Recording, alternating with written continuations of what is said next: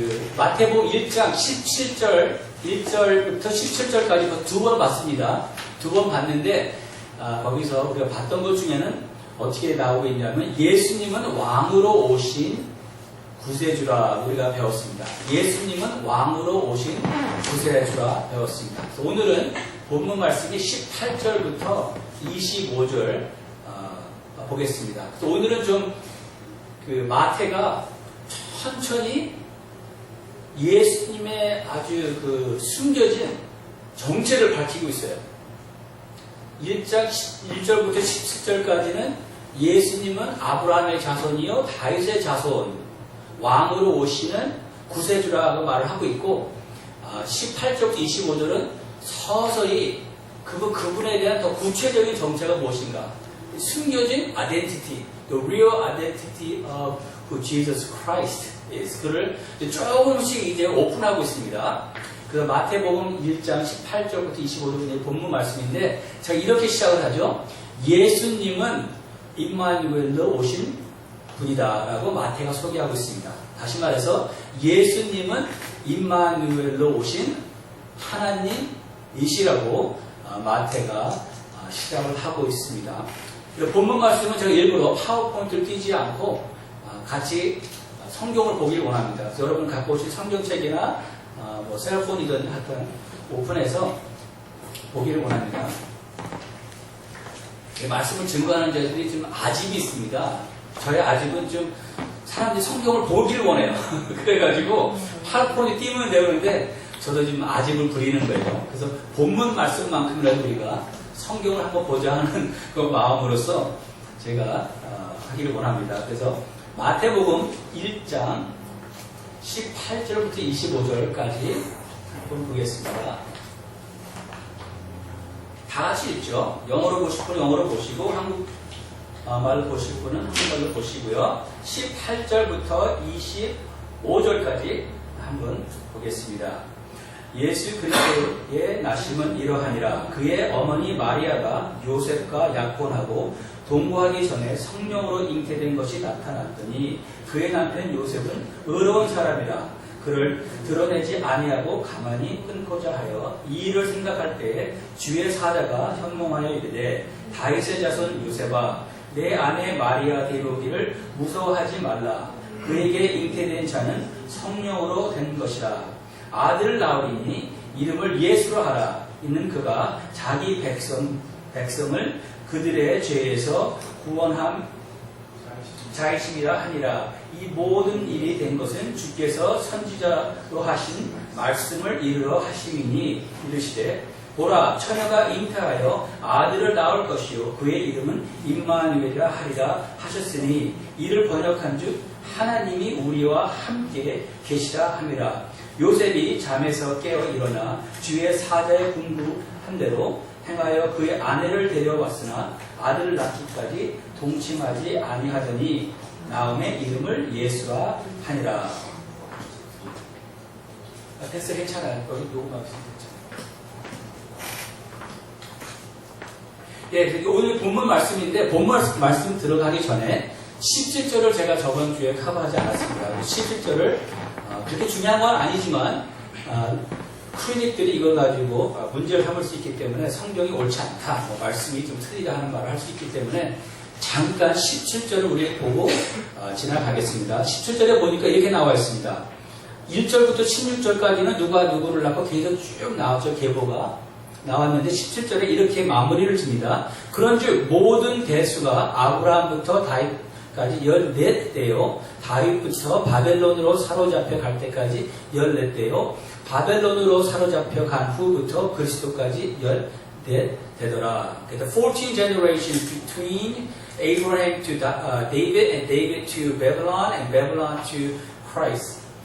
그러니까 14 generation이 나와 있는데 그래서 자세히 보면은 14는 아니에요. 몇 개를 뺐거든요. 그 뺀 이유는 정확히 아직 모르겠어요. 근데 생각을 해보면 몇 가지 이유를 들 수가 있어요. 그러니까 literary symmetry를 위해서. 그게 무슨 말이냐면은 문학적인 균형을 위해서. 문장을 지을 때 그룹을 할 때 세 그룹으로 나눠져 있죠 지금. 아브라함부터 다윗까지 14세대, 14 generation, 그 다음에 다윗부터 바벨론까지 14세대, 그 다음에 다윗부터 예수님까지 14. 그러니까 그룹을 3개에 나누는데 14 generation을 하면은 편하잖아요, 외우기가. 그래서 아마도 마태가 그렇게 중요하지 않은 몇 사람을 뺀 것 같아요. For the purpose of literary symmetry. 그러니까 문학의 균형. 이게 좀 모르겠어요. 이게 맞는 말인지 모르겠지만 그 문장을 쓸 때 이렇게 좀 문장을 쓸 때 그런 게 있는 것 같더라고요. 그래서 그것을 위해서 그런 건지 아니면 외우기가 편하게 하기 위해서 그런 건지 확실히 모르겠어요. 또 다른 한 이유가 있는데 그것은 뭐냐면 데이빗 할 때 DVD, 그러니까 consonant, 그러니까 그 vowel을 빼면은 DVD, 이걸 넘버를 바꾸면은 더하면 14이 된대요. So you convert David's name, DVD, into numbers and add them up, is number 14.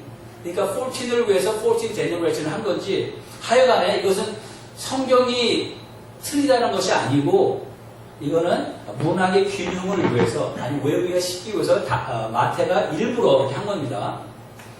왜냐하면 어떤 사람들이 이거 가지고 따져요. 성경은 틀리다. 왜냐하면 몇 제네레이션에 빠졌는데 어떻게 14이냐 막 따질까봐 제가 말씀을 드리는 거고요. 네, 오늘 본문 말씀을 한번 들어가 보겠습니다. 그러면 우리가 쭉 읽었는데 우리 18절부터 한번 보면서 자세히 한번 훑어보겠습니다. 18절에 이렇게 나와 있습니다. 예수 그리스도의 나심은 이러하니라. 그의 어머니 마리아가 요셉과 약혼하고 동거하기 전에 성령으로 잉태된 것이 나타났더니, 한마디로 그랬죠. 예수님은 요셉이 아버지긴 아버지지만 요셉은 입양, adopted 된 것이죠. 그러니까 요셉을 통해서 태어난 것이 아니라 동정녀, 처녀를 통해서 태어났다. 근데 그 당시 결혼은 몇 살인지 아세요? 마리아가 몇 살 같아요, 지금? 그렇죠. 그 나이에는, 그때 그 당시에는 12살부터 14살 그 사이에 결혼을 했어요. 지금 생각하면 깜짝 놀랄 일이죠. 12살 정도에 약혼을 해요. 그리고 한 13살 정도에 결혼을 해요. 아니면 늦으면 14살. 그래서 제가 생각해 보니까 아무래도 그런 이유가 있을 것 같아요. 그 당시에는 life expectancy가 길지가 않았을 거예요. 수명이 짧았잖아요. 그러니까 그 당시에 부자였으면 오래 살았죠. 분명히. Life was easy, life was good. 근데 보통 노동을 하는 사람이든지 아니면 농사를 하는 사람들은 이 삶 자체가 힘들었기 때문에 그렇게 오래 살지 못했을 거라고 추측을 해요. 그러다 보니까 결혼을 일찍 안 할 수가 없죠. 결혼을 일찍 가서 아이를 낳아야 되기 때문에. 그래서 아마도 마리아는 12 아니면 13, 14 사이, 그 사이에 나이가 아니었을까 하는 이제 추측을 해봅니다. 정확한 나이는 모르겠고요. 그럴 때 이 당시에 지금 마리아는 아마 한 4달 정도 임신한 것 같아요. 아마 4달부터 5달. 왜냐하면은 지금 임신을 했을 경우, 마리아에게 천사가 나타났을 때 임신을 했죠. 성령을 통해서 임신한 다음에 마리아가 누구한테 간지 알아요? 엘리자베스한테 갔죠? 엘리자베스는 누구예요? 침례 요한의 어머니죠. 그러니까 예수님하고 침례 요한은 카즈지예요. 친척이라는 거예요. 나중에 또 우리가 자세히 보면 알겠지만 그 제자들도 친척인 제자들이 있어요. 하여튼 그건 그렇고, 그 당시에 결혼 예식은 이렇게 했습니다. 한 12살 정도의 남편 쪽에서 이제 신부를 고르죠. 신부를 고를 때 그때 약혼을 해요. 약혼을 한다는 것은 they actually draw a contract, legally binding contract. 약혼 증명서를 씁니다. 합법적인 거죠. 그렇기 때문에 prenuptial agreement를 사인하게 되면은 아직까지 같이 살진 않지만 결혼한 거랑 똑같아요. 그렇기 때문에 19절, 20절에 보면은 남편이라는 단어를 쓰고 wife라는 단어를 써요. 그러니까 지금 요셉하고 마리아가 약혼했어요. They were engaged. They actually signed a prenuptial agreement. It's a legally binding contract. 이렇게 되게 되면은 헤어질 것 같으면 이혼을 해야 돼요. 정식으로 같이 살지는 않지만. 그렇기 때문에 그들의 약혼의 개념, 우리의 인게이지면 약혼하고는 좀 틀립니다. 그들의 약혼 개념은 완전 결혼한 거나 똑같아요. 그래서 약혼을 할 때 어떤 약속을 하냐면은 남편 쪽에서 내가 이 정도의 돈을 주겠다. 이 정도의 것을 내가 하겠다는 것을 해요. 그래서 그 정도의 돈을 준비하고 아니면 뭐 땅을 주든지 하여튼 뭐 선물을 준비해야 돼요. 그러니까 미리 약속을 하죠. 이러한 선물을 주겠다. 그 선물이 되면은 그때 이제 서로 이제 하나가 되는 겁니다. 어떻게 결혼식이 진행이 되냐 하면은 when the husband's ready, he will bring the gift to the bride's home. When he comes to the bride's home, they consummate the marriage by having intercourse. 남편이 그러니까 이걸 보면요, 우리 예수님하고 우리의 관계를 볼 수가 있어요. 예수님은 우리의 뭡니까? 교회 신랑이죠. 우리는 예수님의 부인이고, 이 과정을, 결혼식 과정을 보면은 우리와 예수님의 그것을 볼 수가 있는데, 그 남편이 와서, 부인 집으로 와서 같이 육체적인 관계를 맺어요. 왜 그러냐 하면은, 부인이 처녀가 아닌가 확인을 하는 거예요. 확인이 돼요. 와서, 그 당시에는 12, 13살이니까 확인이 될 거예요. 피 묻은 크라운을 갖고 나와요. 남편이 부인 집에 와서 같이 육체적인 관계를 맺고 확인한 것을, 피 묻은 것을 갖고 나와서 보여주고 그 다음에 와이프를 자기 집으로 데려가요.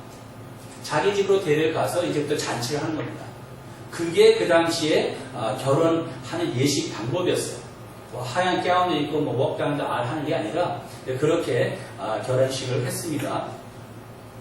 볼까요? 그러니까 보세요. 생각을 한번 해볼까요? 19절 한번 보고 예수 그리스도의 나심은 이러하니라. 그의 어머니 마리아가 요셉과 약혼하고 동거하기 전에 성령으로 잉태된 것이 나타났더니, 그러니까 지금 몇 달이 지나가서 아마도 배가 나왔던지 사람들이 알게 될 거 아니에요. 그렇죠? 한번 생각을 한번 해봅시다. 지금 마리아가 한 13살 정도라고 생각을 한다면 아주 어린 나이인데 천사가 와서 네가 이제부터는 임신을 할 것이다. 근데 마리아에게는 참 믿음이 있었던 것 같아요. 마리아는 뭐라 그럽니까? If it's your will, God, let it be. I am your servant. 그런데 이렇게 말을 했을 때는 엄청난 각오를 해야 될 것 같아요. 보시오, 남편이 없는데 배가 굴러오게 되면 지금은 그렇죠. 지금은 뭐 12, 13 뭐 섹스하고 아기를 낳는 거 보통이죠. 미국에서는 여러분 아시는지 모르겠지만 일찍 시작하는 아이들은 12살 정도 시작을 해요. 제가 20년, 30년 전에 고등학교 다닐 때 친구들 보면은 그런 얘기를 많이 해요. 미국에서 얘기를 해보면은 일찍 시작하는 아이들은 12, 13. 지금은 it's no big deal. 그렇죠? 다 그렇게 하니까. 그러나 그 당시에는 12, 13 결혼할 여자애가, 처녀애가 임신을 했다. 남편도 없이. 이거는 스캔들 중에 스캔들입니다. 그게 나타나면은 혹시 죽음을 당할 수도 있어요. 아마 그렇게까지는 안 했겠지만 남편 쪽이 정말 화가 난다면은, 아니 남편이 안 그러면 자기 아버지가 그럴 수도 있겠죠. 남편이나 아버지가 그렇지 않다 그러면은 동네에서 사람들이 뭐라 그러겠습니까? 한마디로 자기 인생은 끝난 거예요. 결혼하지 않냐고 또 약혼한 남자 아이가 아닌 다른 남자 아이를 뵀다. 이거는 life is over. 다시 재혼할 수 있겠어요? 재혼한다 할지라도 좋은 사람하고 결혼 못하겠죠. 누가 그런 여자하고 재혼을 하겠습니까? 이것을 통해서 보면은 믿음에는 시련이 따를 수 있던 거예요. 하나님이 이 어린 아이에게 엄청난 것을 요구하는 것이죠. 우리가 지금 하나님을 섬길 때는 우리가 어떨 때는 엄청난 값을 치러야 돼요. 그게 믿음 생활 같아요. 우리가 정말 하나님을 믿고 잘 먹고 잘 살고 모든 게 평탄하기만을 원한다면은, 내가 희생을 하나도 하기 싫다면은 하나님을 믿기가 아주 힘들 거예요. 하나님을 믿는 그 자체는 헌신과 희생이 따를 수 있다는 것이, 그러나 또 뭐 사이드 노트고요. 그러면 왜 꼭 성령으로 잉태를 해야 될까? 동정녀, 처녀가, 남자에 관계없이 꼭 성령으로 잉태를 해야 될까? 뭐 여러분들은 교회를 오래 다녔으니까 이 답을 알 거라고 생각합니다. 그런 이 답을 대답하기 위해서는 우리 인간의 영혼이 어떻게 생겨나나, 인간의 영혼이 어떻게 만들어지는가에 대해서 우리가 좀 얘기를 해봐야 되겠어요. There are three theories as to how human soul is created. 세 가지의 설이 있습니다. 이 세 가지 설 중에 우선 틀린 것 먼저 얘기를 할게요. 틀린 것은 뭐냐면 pre-existence. 그러니까 우리 사람들의 영혼이 미리 만들어졌다고 생각해요. 그건 이제 몰몬교가 그렇죠. 영혼의 세계에 살아있는 영혼들이 있는데 그 아이들은 육체가 필요하기 때문에 그들은 결혼해서 애를 많이 낳아야 돼요. 애를 많이 낳아야지 그 미리 만들어진 영혼들이 태어나서 구원을 받을 거 아니에요. That is Mormonism. 아니면은 윤회설, reincarnation. 그건 뭐죠? 불교에서 얘기하는 거죠. 불교에서 말하는 윤회설 같은 거는 뭐예요? 사람이 태어나고 또 태어나고 또 태어나고 그러는 거 아니에요. 그렇죠? 영혼이 있단 말이에요. 육체가 필요하겠죠. 근데 그거는 당연히 우리가 볼 때는 완전히 뭡니까? 헤르스죠. 그건 틀린 말이고, 그러나 믿는 우리 기독교 안에서 두 가지의 설이 있습니다. 두 가지 설이 있어요. 어느 것이 맞다 틀리다 100% 말은 할 수 없어요. 두 가지가 there are two theories that are accepted in the Christendom. 하나는 뭐냐면 엄마하고 아빠가 짝짝꿍 할 때 하나님께서 영혼을 만들어서 엄마의 우음에다 집어넣는다. 엄마의 배에다 집어넣는다. 그러니까 엄마하고 아빠가 육체의 관계를 맺을 때 하나님께서 영혼을 만들어서 그 사람은 그 영혼을 엄마의 뱃속에 집어넣는다. 아기한테 집어넣는다고 말을 해요. 근데 이것은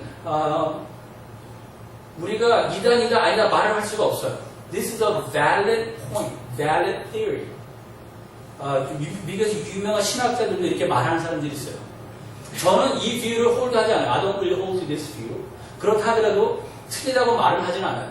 맞을 수도 있어요. 왜냐면 제가 갖고 있는 생각이 틀릴 수도 있으니까. 그리고 세 번째 theory는 뭐냐 하면은 유전설이죠. 우리 원제에서 배웠던 것처럼 엄마하고 아버지의 특히 이제 엄마하고 아버지의 육체 관계를 맺을 때 아버지의 영혼이 유전되는 거예요.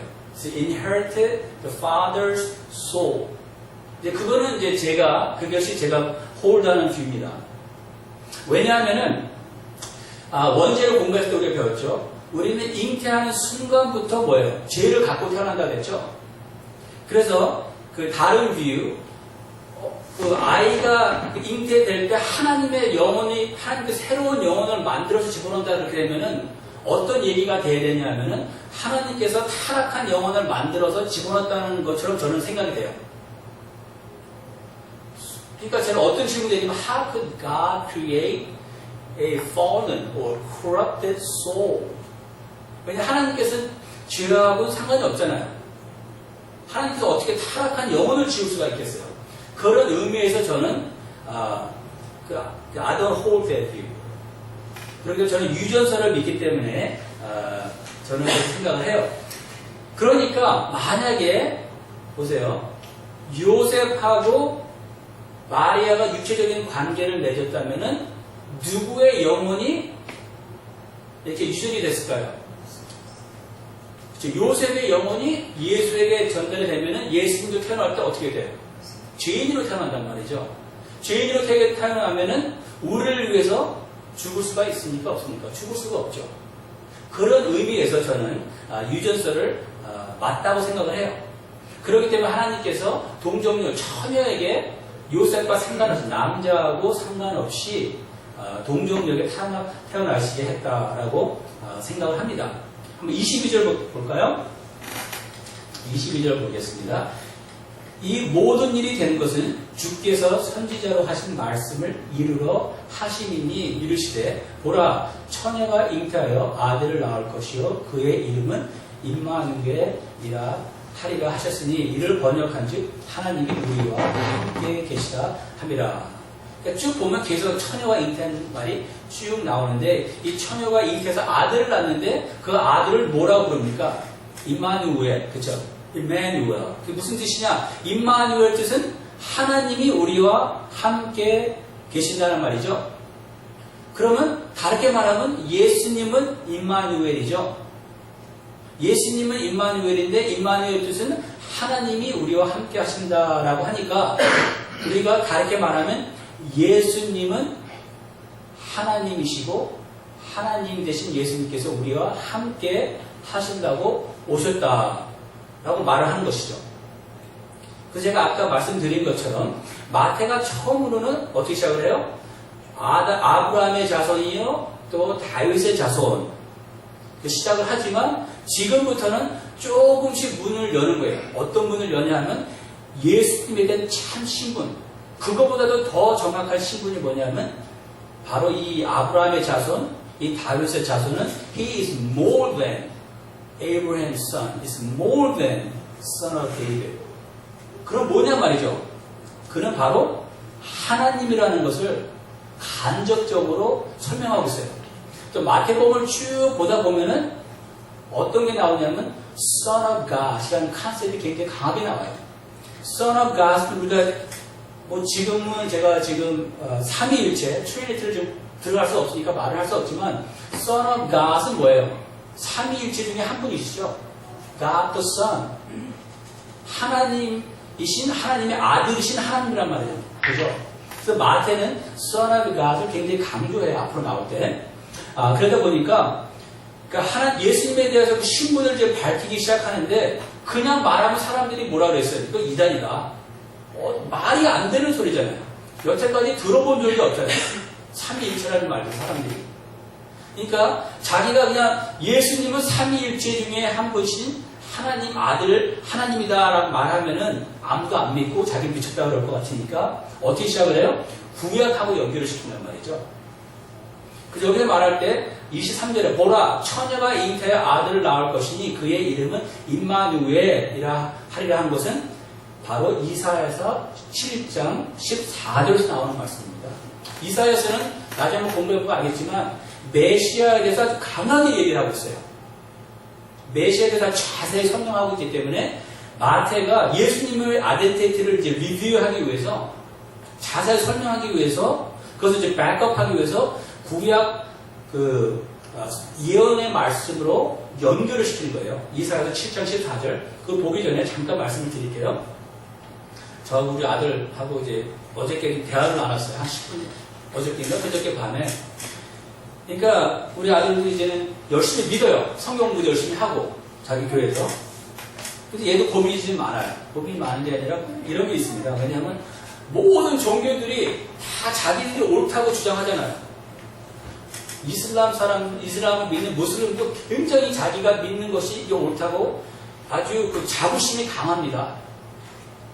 여러분 아는 무슬림이라고 얘기해보는지 모르겠지만 굉장히 자부심이 강해요. 자기들이 믿고 있는 것이 옳다는. 또 다른 종교들도 마찬가지고. 그러면 이 많은 종교들 중에 우리가 유일하게 옳다고 진리라고 말할 수 있는 이유가 뭐냐? 그냥 다들 그렇게 하니까. 근데 그 중에 큰 이유는 하나예요. 우리가 보면은 우리의 성경에 나오는 것처럼 예언이 확실히 나온 다른 종교는 없습니다. 구약에 나온 예언들하고 신약에 나온 예언들을 나온 것을 잘 보면은 fulfilled prophecy가 굉장히 많아요. 그래서 우리는 확인을 할 수가 있어요. 구약에 나온 예언들을 쭉 보면서 역사를 보면은 확인이 된단 말이죠.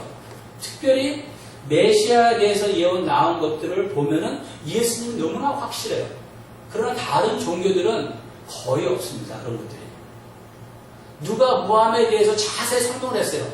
앞으로 선지자가 올 것인데 그 선지자가 너희들을 하나님 알라한테 인도하리라. 그런 건 거의 없거든요. 그러나 유일하게 우리에게만은 그게 있어요. 한 번 나온 것도 아니고 수십 번 구약에서 쭉 나온단 말이죠. 왜? 예수님 정말 메시아가 왔을 때 우리가 확인해 볼 수 있도록. 근데 모하메드는 우리가 확인해 볼 수가 없어요. 그렇죠?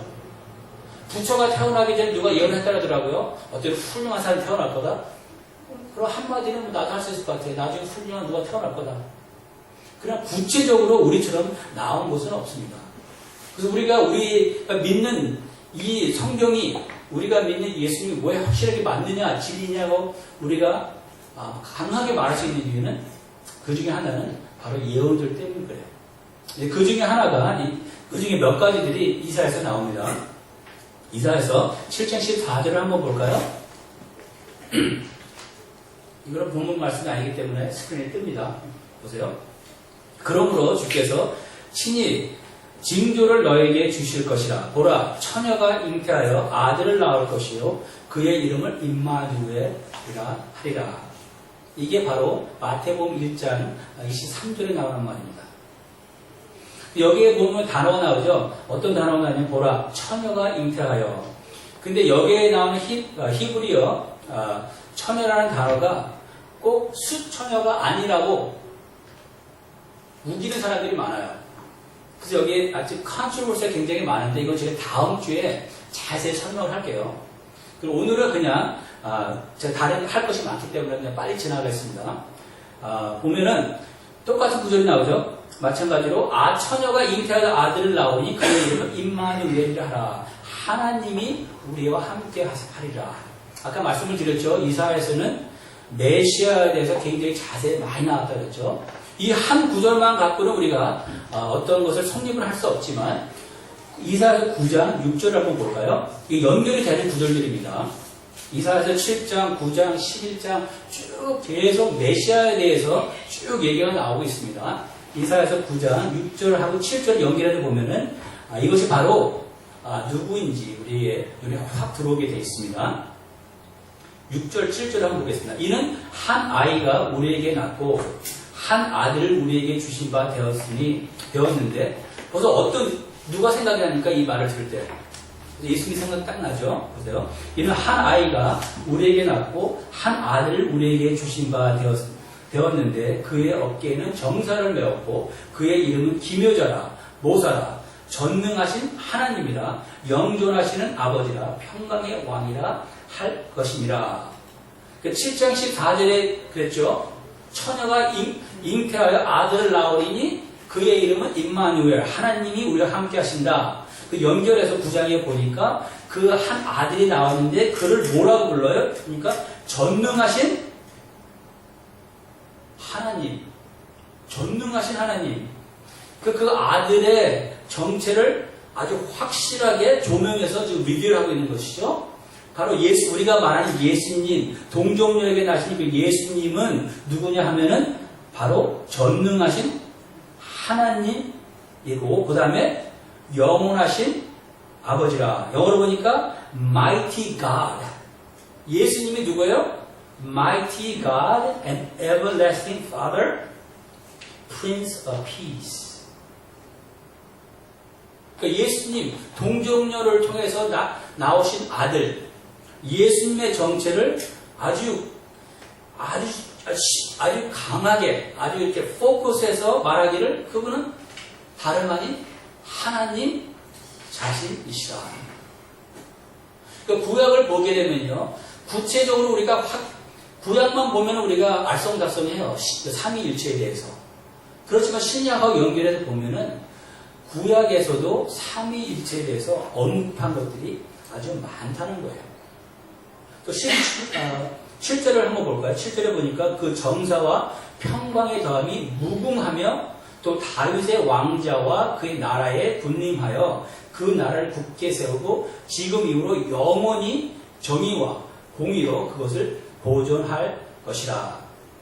이 메시아, 이 하나님은 어떻게 오냐면 다윗의 후손으로 와서 다윗이 앉았던 왕자, 보좌에 앉아서 왕인데 그분은 뭐예요? 영원히 다스릴 것이라.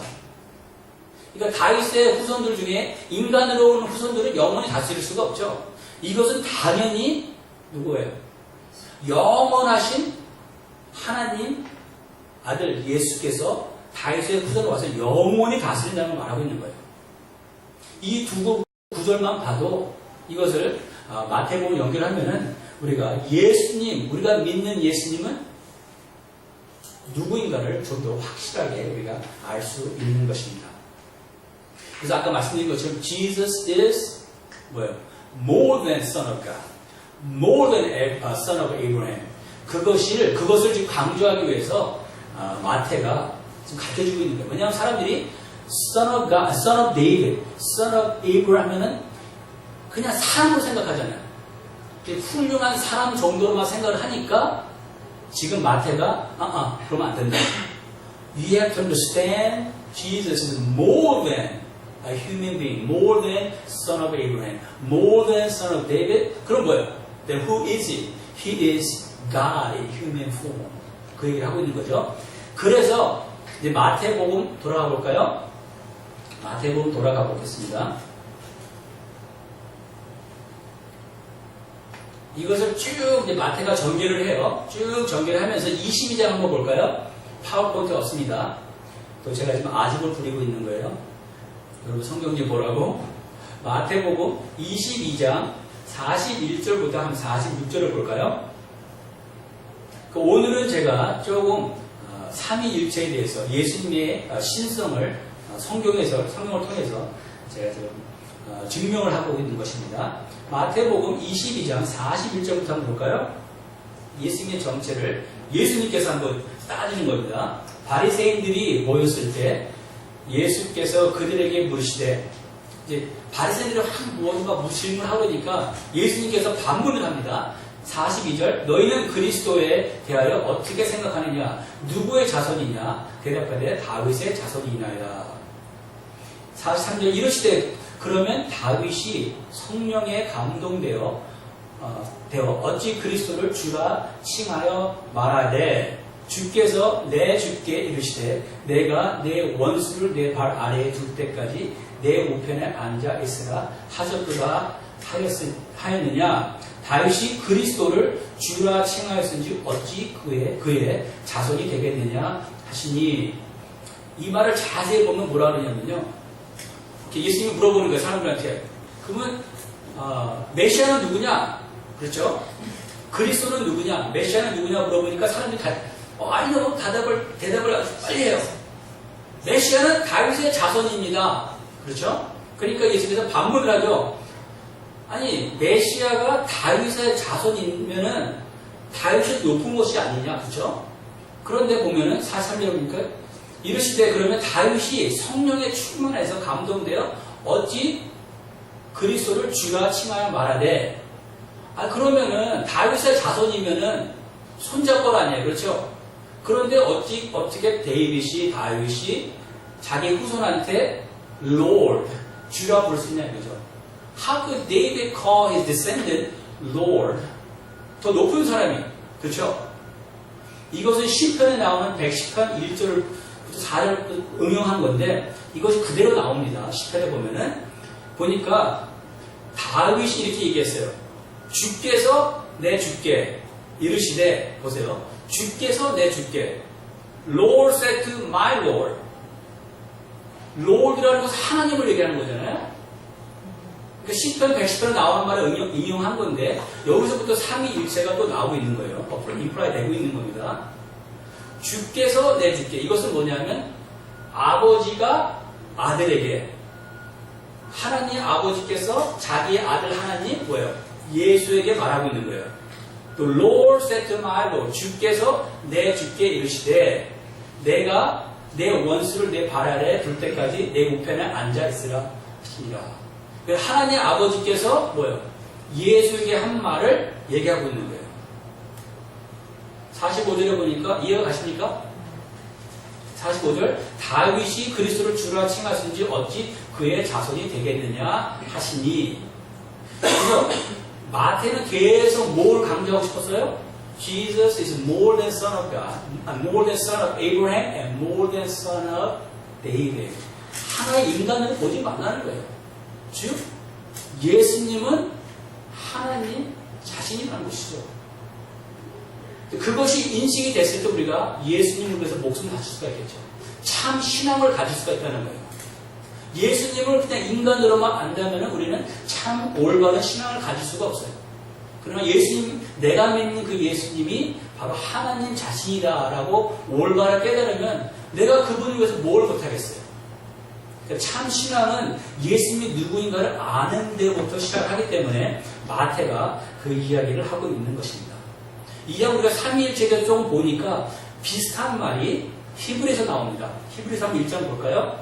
파워포인트에 뜹니다. 본문 말씀이 아니기 때문에. 저도 지금 고집이 있죠. 보세요. 히브리서 1장 보겠습니다. 이것은 지금 예수님에 대해서 1장에서 쭉 나오거든요. 히브리서 1장에 보면은 예수님은 하나님이다 라고 강조하고 있어요.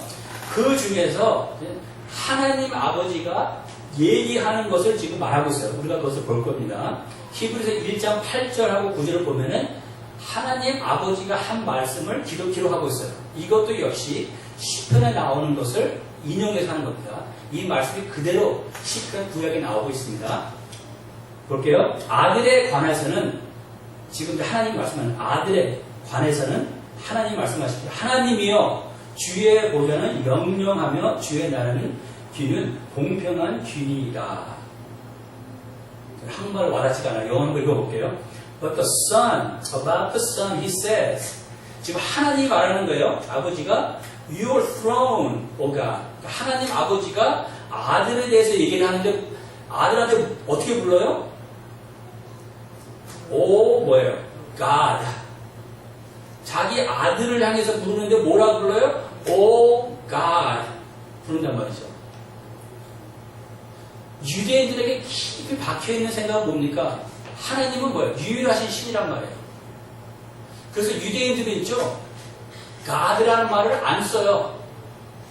왜냐하면 God 말 잘못했다가 하나님한테 혼날까봐. 그래서 지금도 웹사이트를 가잖아요. 유대인들이 쓴 거.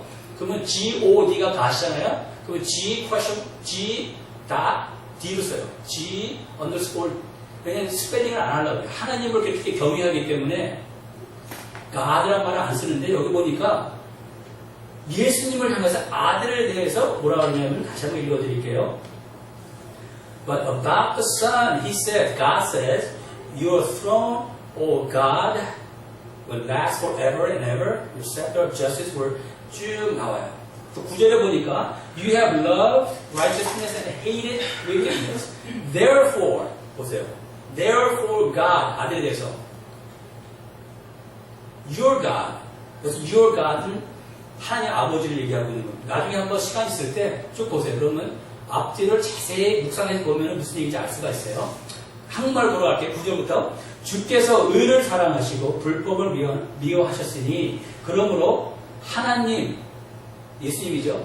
곧 주의 하나님.